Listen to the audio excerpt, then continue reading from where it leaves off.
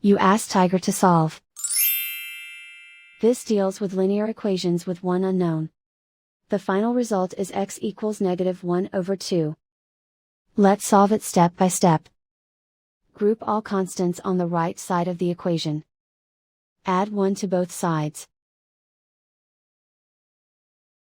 Group like terms.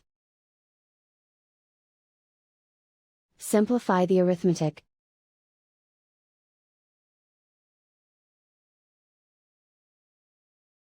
Isolate the x. Divide both sides by -2. Cancel out the negatives. Simplify the fraction. Move the negative sign from the denominator to the numerator.